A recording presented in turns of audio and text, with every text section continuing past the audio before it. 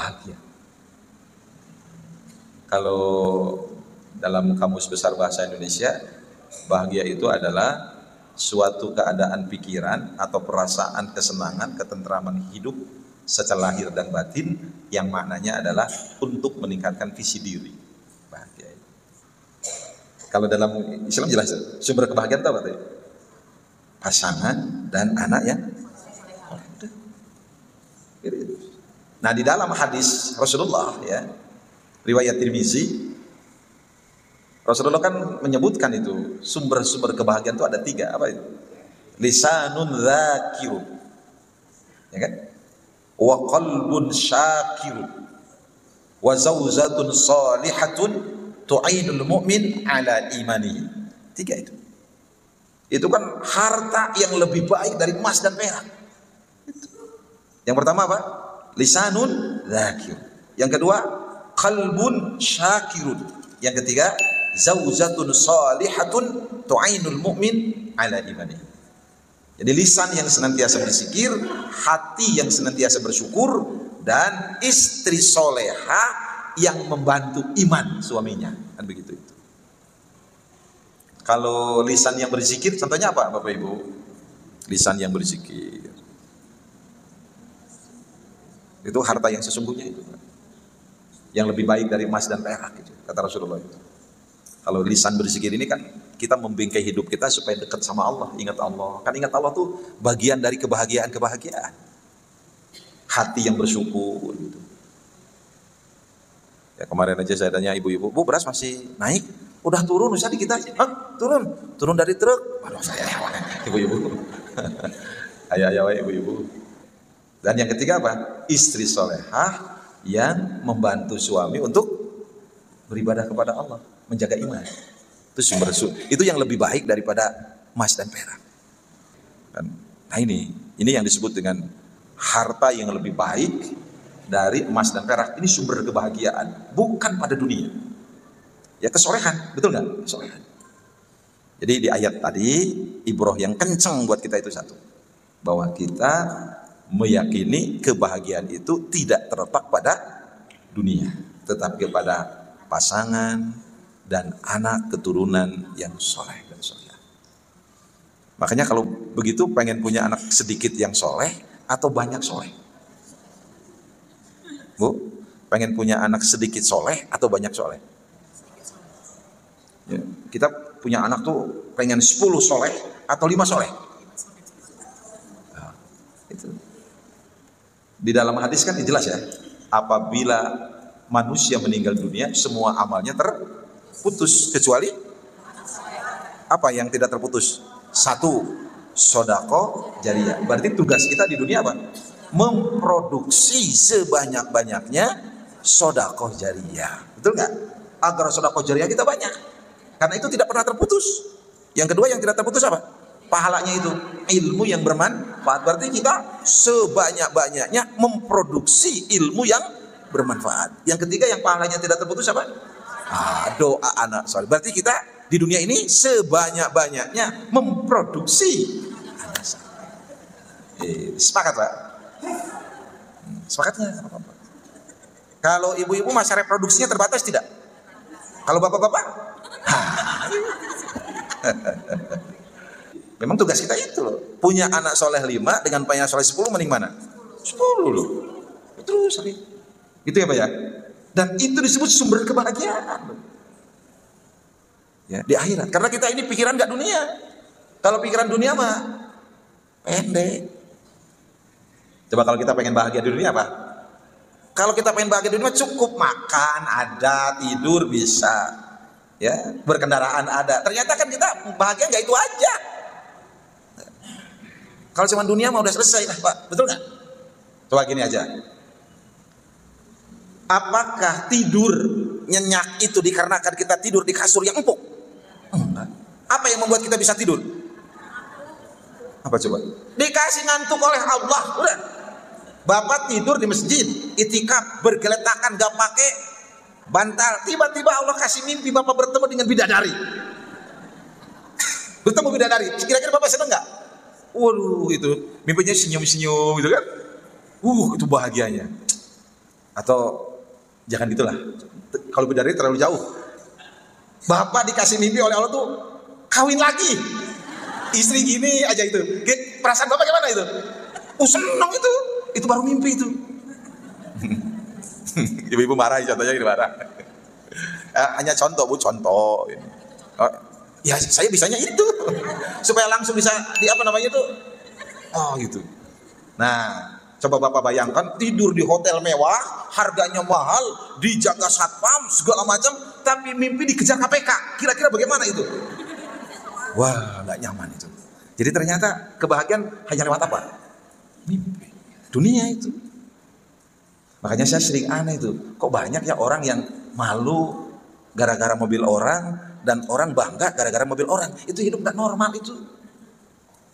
Kita naik mobil teman Alphard, turun di depan rumah tetangga, turunnya lama banget, pengen kelihatan gitu loh. Padahal itu mobil siapa? Mobil orang. Terus kita ini normal nggak bahagia karena mobil orang? Nggak juga. Terus kita naik angkot, kebetulan tetangga lihat, terus kita cepat-cepat turunnya karena malu. Terus kenapa kita malu pakai mobil orang gitu loh? Itu kan nggak normal menurut saya itu.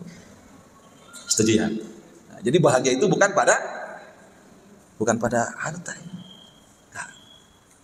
Maka saya ketika masuk di sebuah rumah dinas pengajian di kepala daerah tingkat 2, nggak akan saya sebut daerahnya apa. Saya pengajian di sana, tiba-tiba kata kepala daerahnya, Ustaz mau makan Pak? Ya makan Pak. Mau di mana? Di sini aja di rumah dinas, kan tidurnya di sini. Sudah. Saya ada acara. Oh silakan Bapak. Kan saya diundang pengajian ibu-ibu gitu apa. Tiba-tiba saya nanya, ibunya mana? Belum datang Pak Ustaz. Oh, ibu di rumah pribadi. Oh iya. Saya tunggu. Saya udah kenal juga. Gitu. Tiba-tiba ada wanita turun dari angkot. Turun. Oh itu ibu. Subhanallah. Bu naik angkot. Pak Ustaz apa? Mohon. Naik angkot ibu. Angkot juga mobil. Senang saya Pak. Lihat pejabat seperti itu. Mudah-mudahan bisa 2 periode Bu. Saya langsung berdoa Pak. Walaupun saya tidak akan nyoblos dia karena beda daerah kan ya. Tapi lihat turun dari angkot. Walaupun belum tentu gitu kan. Tapi cerminan. Dia bilang angkot juga mobil Ustaz. Dan saya tanya, sering? Ibu mah sering katanya ke pasar aja sendiri. Oh, biasa aja. Nggak mau mewah, biasa aja. Oh ya, makasih. Nanti saya ceramahin. Gitu. Saya ceramahkan nanti. Saya ceramahin juga di sana. Itu Bapak Ibu. Artinya apa? Nah, itulah kebahagiaan. Betul Bu? Makanya jangan terjebak dengan dunia ini. Itu yang pertama, ibrohnya Pak. Yang kedua apa ibrohnya buat kita? Nah ini. Semangat untuk membahagiakan pasangan. Kalau saya yang ibrohnya ini. Dari mana? Ini. Bahwa kebahagiaan seorang mukmin ibadur rahman itu adalah ketika dia punya pasangan yang soleh atau solehah. Berarti jadilah kita laki-laki yang soleh untuk pasangan kita supaya dia bahagia, dan jadilah kita istri yang solehah supaya suami kita bahagia. Nah, berarti semangatnya apa? Semangat membahagiakan pasangan. Itu. Konsep hidup yang bahagia itu kalau kita semangat membahagiakan pasangan. Itu. Sepakat Bu? Jadi kalau kita ingin bahagia, miliki semangat membahagiakan pasangan. Kan kita itu di dalam Quran disebut apa? Suami istri itu pakaian. Ya kan? Surat apa itu? Al-Baqarah ya. Ayat 187. Uhilla lakum lailatas siyamur rafathu ila nisaikum hunna libasul lakum wa antum libasul lahunna. Al-Baqarah 187. Ya. Di dalam tafsir disebutkan apa? Hunna sakanun lakum wa antum sakanun lahunna. Kamu sumber kedamaian buat mereka dan mereka pun sumber kedamaian buat kamu. Ya, ketenangan. Itu. Jadi dari ayat ini ya ada ibroh buat kita. Kebahagiaan suami kalau punya istri soleh. Kebahagiaan istri kalau punya suami soleh. Dan hendaklah kita semangat untuk membahagiakan pasangan kita jadi orang soleh atau soleha, supaya dia bahagia. Gitu. Kalau orang semangat membahagiakan, kira-kira menuntut tidak? Tidak. Maka hidup yang bahagia tuh semangat bukan semangat di. Semangat memberi, bukan semangat diberi. Semangat mencintai, bukan semangat dicintai. Itu sumber-sumber kebahagiaan. Pakaian. Dalam Al-Baqarah 187 pakaian itu apa? Tadi dalam tafsir, kamu sumber kebahagiaan, mereka sumber kebahagiaan, ketenangan. Ya. Coba Pak. Kalau pakaian dalam keluarga itu sebagai apa? Satu, biasanya pakaian itu apa? Makna pakaian dalam keluarga apa?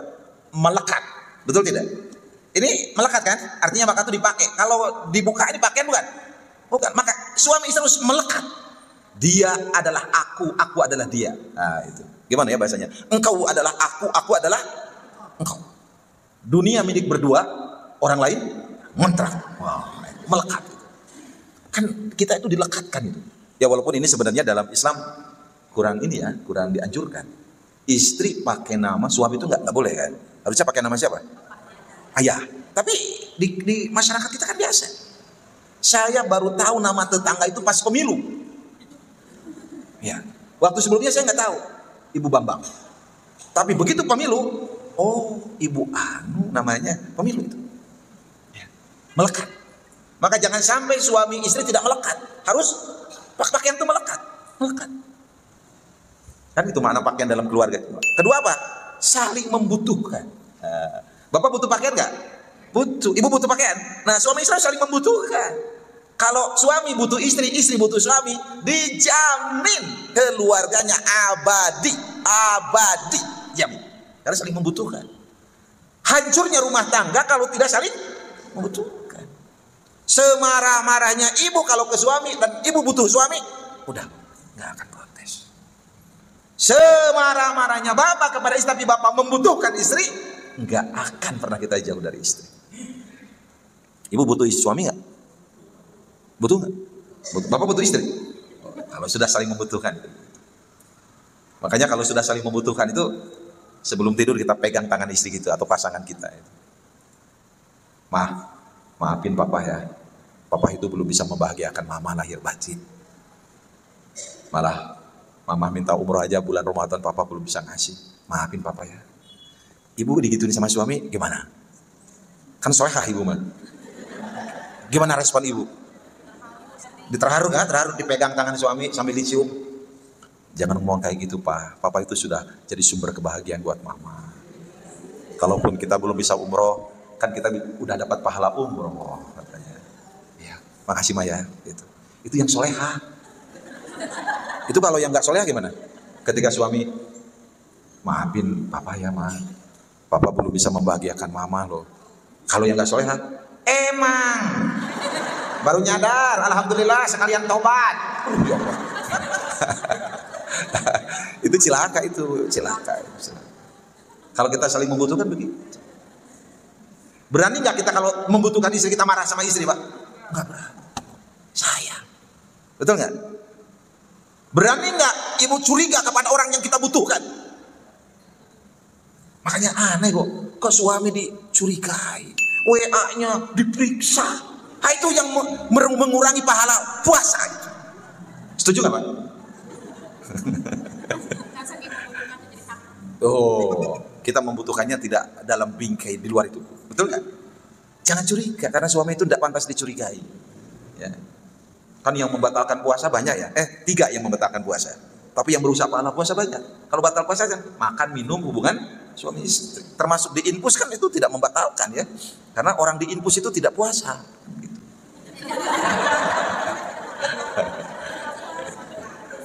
Tapi yang merusak pahala puasa banyak. Curiga kan suudzon bahaya itu. Apalagi yang merusak pahala puasa, merubah data kan bahaya itu. Nggak boleh itu. Saling membutuhkan. Tuh mana pakaian tuh? Apalagi kalau pakaian itu menutupi aib, ya kan? Kan kita punya aib ditutup sama pakaian kita. Suami istri harus saling menutupi. Kan itu. Makanya saya sedih kalau Seorang istri udah ngomongin suami ke temennya, itu sedih. Salah ki abi mah koret. Katakan ku abi teh dompet tadi sumputkeun. Ya Allah. Aibnya harus ditutupi. Karena dia adalah aku adalah dia. Kan begitu. Kan begitu. Dan memperlakukan dengan baik. Nah itu. Kan mana pakaian? Kalau istri pakaian buat kita, perlakukan dia dengan baik. Dan kalau dia suami kita dan dia pakaian kita, perlakukan dia dengan baik. Bapak, kalau pakaian berani diperlakukan buruk? Gak pernah. Ini pakaian kita loh. Nyetrikannya pelan-pelan gitu kan. Dicuci.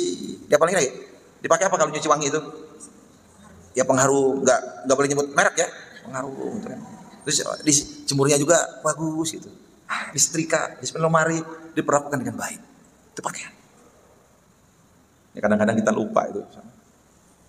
Mah kopi. Ya, harusnya gimana harusnya? Nggak usah nyuruh. Karena istri soleha tidak usah disuruh, sudah ada kopinya. Begitu. Ya, model bapak masuk ke rumah itu gimana? Perlakukan dengan baik. Apa yang dilakukan oleh sahabat Umar atau Utsman begitu masuk ke rumah? Oh kalau Rasul udahlah, pasti. Assalamualaikum, waalaikumsalam.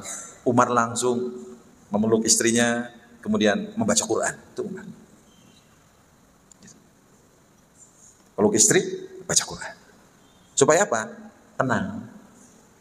Gitu, supaya tenang. Bapak suka dengar nggak istri kalau bos datang langsung begini? Pernah nggak Pak? Itu begitu datang langsung begini gitu. Kenapa telat Pak? Satu. Jujur aja jawab. Takdir Allah. Tuh, tenang. Tenang. Untung macet. Enggak, takdir Allah. Kan udah baca Quran. Si ade sakit. Anu. Tenang. Karena kepada siapa lagi dia mengeluh kalau bukan kepada kita. Kan gitu. Saya sering menceritakan ini Bu. Di zaman dulu, di zaman Umar tuh ada laki-laki yang tiap hari dimarahi istri. Tiap hari. Kebayang kan? Bapak pernah tiap hari dimarahi istri kan? Karena dia tiap hari dimarahi istrinya, ya sudah, dia lapor sama Umar. Begitu dia mau lapor sama Umar, ternyata Umar juga dimarahi istrinya. Muncul bahasa orang, sarua kalau dipakai urusan awewe maki. Akhirnya dia pulang lagi. Begitu dia pulang lagi, Umar tahu dipanggil. Kamu tadi mau ke rumah saya, terus pulang lagi, kenapa? Saya mau mengadukan istri saya yang tiap hari marah sama saya. Saya dimarahin tiap hari, ternyata Anda juga sama dimarahi istri. Bedanya apa? Sudah. Apa kata Umar? Marahnya tidak lama. Itu rahasianya.